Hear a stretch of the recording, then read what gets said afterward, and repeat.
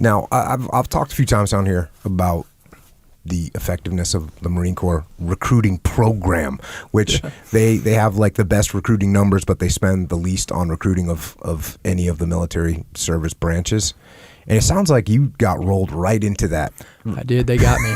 They got me. Let me tell you something. They got me. You know. But I think, look, I you know, the product's the product with them, right? Like, you know, you're either going to be a Marine or you're not going to be a Marine, right? Like you either have it in you or you don't. Like it's not, you know, they just know how to talk to their own, right? Mm-hmm. And I think that's what they're so good at is that they know what would have fired them up. And so they say the same thing that would have fired them up. And if you bite on it, then you're the type of person who needs to be a Marine. And if you don't, they don't want you anyway. You know what I mean? Yeah, that's a perfect way to put it. And this is 2006, 2006. Right? 2006. So, and again, this is something I always have to remind myself, and I'll remind everyone else while I'm at it, is, you know, when I joined the Navy in 1990, there was no war going on, right? Yeah. There was no war going on. It was just, you know, peacetime. And you're joining in 2006. We're at war in two different countries. Yeah. And 2006, things are not going well.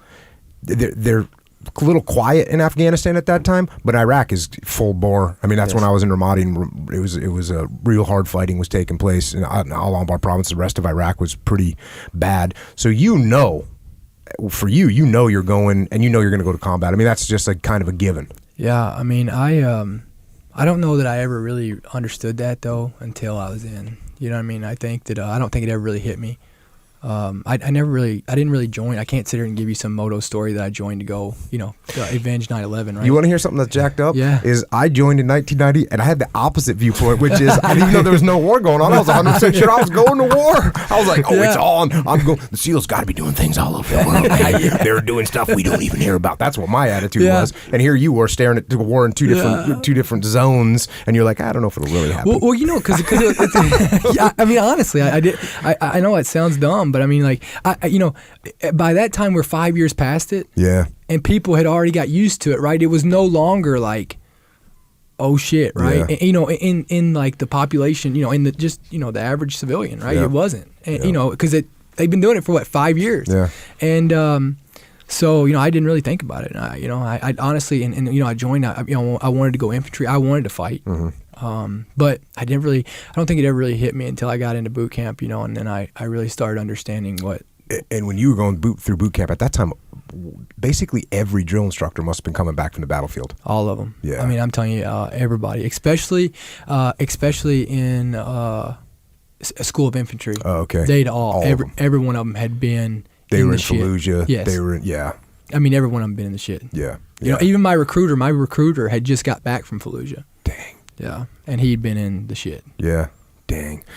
Yeah, so with that, I'm going to take it to the book right now because, you know, I think I was never in the Marine Corps. I'm pretty sad about that sometimes. But I have, like, read so much about the Marine Corps over my life and hung around with so many Marines and worked with the Marines so much. So whenever I get to Marine Corps boot camp, it like strikes a romantic side of me that just wants to at least get a little taste. And you did it really fast, which is great. But here it is, and it's just like exactly what we're going to the book. Again, this book is Into the Fire by Dakota Meyer. And here we go. So it began. Close haircuts to strip away your old identity. Exercises to prove you're not half as strong as you figured. Simple tasks to show you that you're mentally weak. Drill instructors who mock your attempts to look tough. It's right out of the movies, but it never stops. Yeah. And there you go. You know what's coming. How many times did you watch Full Metal Jacket before you went in? A ton. Yeah. I mean, a ton. You know exactly what's going to happen. Yeah. Does that even help? No, it's just still no. You could. I mean, you know, I, like during boot camp, it was the hardest thing I'd ever been through. Mm-hmm. But when I look at everything I did in the Marine Corps, it was the easiest. Yeah, that's the same thing with BUDS. So first of all, when I went through BUDS, I didn't know anything about BUDS. No one knew anything about BUDS in 1990 when I joined the Navy. Didn't know anything about it. And so I always think that the guys that are coming in now, you can basically watch the entire BUD. You can watch the whole thing. You know what? The students eventually captured the schedules. Yeah. And so they actually know what's coming. And you know how many people it keeps from quitting? None. It's still the same attrition rate. Yeah. Like, okay, so it's going to suck really bad, and now you know it. You didn't know it before. Yeah, you even know when it's going to end. And you know what I mean? Yeah. All right. Back to the book. The second month is the turnaround, when they build you back up. Sergeant Brady made me a squad leader, meaning he yelled at me for the mistakes of the other 10 recruits. That was all right. He had his job. I had mine. You bust it through, you get to graduation day, which was obviously awesome. And then I spent the next 2 months at SOI, School of Infantry. Only 15% of the Marine Corps and the Army are in the infantry. In today's military, there are more combat pilots than infantry squad leaders. Dang. Yeah. Ah, man, that's crazy. 15% of the Marine Corps and the Army are infantry troops for the ground. That's a interesting figure. In Vietnam, and I was talking about this with Leif and with actually the whole Echelon Front team the other day. I'd heard this somewhere. I heard it from Hackworth that in Vietnam, the height of the Vietnam War, there was a little over 500,000 troops on the ground, and it was only 10% of those troops that were, infantry units that were on the ground in combat. Yeah, you know what I find so interesting about that fact and that stat when I looked at it, I didn't understand it obviously when I was in, but what I look at it is to understand like how much it truly, as the warfighter, mm-hmm. I think we take for granted so many times of what it really takes for us to be able to do our job effectively. I mean, it takes, 85% of the organization just to support that 15%. To put you face to face with the enemy, there's got to be another.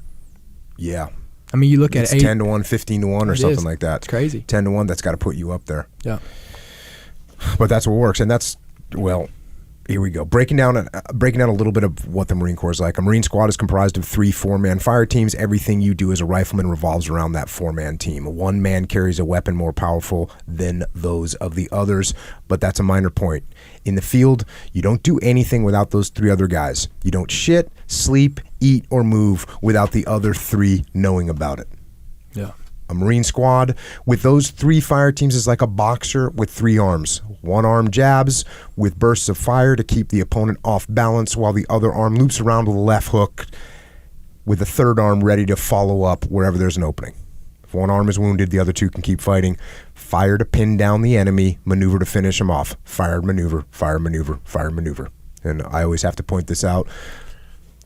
Extreme ownership, but this is cover and move. This is what I always talk about, the fundamental. That's the fundamental gunfighting tactic.